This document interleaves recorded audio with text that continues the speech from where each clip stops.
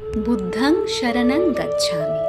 আজ তোমাদের নিয়ে এলাম এমন এক পবিত্র স্থানে যেখানে বৌদ্ধ ধর্মের ইতিহাসের পাতা উল্টানো হয়েছিল। সারনাথ মন্দির বারাণসীর অদূরে অবস্থিত।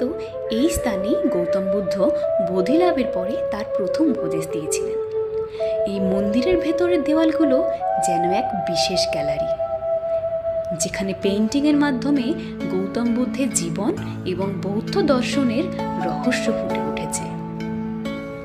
এই ছবিগুলির মধ্যেই রয়েছে এমন দৃশ্য যেখানে গৌতম বুদ্ধ বোধি গাছের তলায় ধ্যানে মগ্ন। এমনকি তার প্রথম উপদেশ দান এবং দ্বিতীয় বন্ধুত্ব অর্জন মুহূর্তগুলো চিত্রিত হয়েছে নিখুঁতভাবে। সারনাথ মন্দিরের ঠিক পাশেই রয়েছে এক অশ্বত্থ গাছ, যেখানে বুদ্ধদেব উপদেশ দান করেছিলেন। আর এখানেই রোজ জ্বালানো হয় অসংখ্য প্রদীপ। এখানে দেখা যায় 5 জন বৌদ্ধ ভিক্ষু বসে আছেন এক অবিন্যস্ত মনোযোগে। আর এই 5 জন ভিক্ষুকদের সামনেই রাখা হয়েছে বুদ্ধদেবের মূর্তি। এরাই হলেন সেই প্রথম 5 শিষ্যরা যারা গৌতম বুদ্ধের ধর্মচক্র প্রবর্তন শুনে সেই পথ অনুসরণ করেছিলেন। এখানে বুদ্ধদেব তার শিষ্যদের 4টি আর্য সত্য সম্পর্কে শিক্ষা দেন। এই ধর্মচক্র হচ্ছে একটি 8টা কাঁটাযুক্ত বৃত্ত, যাকে বলা হয় অষ্টচক্র।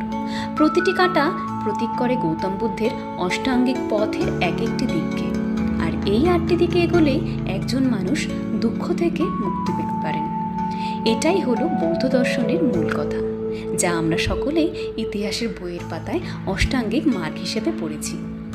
আপনি কি জানেন, সম্রাট অশোক সারনাথে তার অন্যতম বিখ্যাত স্তম্ভ স্থাপন করেন, যে স্তম্ভে খোদাই করা লিপি প্রাচীন ব্রাহ্মী ভাষায় লেখা। আর সারনাথে বিখ্যাত এই ধর্মচক্র প্রতীক আজও আমাদের জাতীয় পতাকার মধ্যে ব্যবহৃত হয়। এই চক্রই গৌতম বুদ্ধের সেই প্রথম উপদেশকে স্মরণ করিয়ে দেয়, যেখানে তিনি বলেছিলেন, চক্র ঘোরাও, কারণ থেমে থাকাই দুঃখ, আর গতিই হলো মোক্ষের পথ।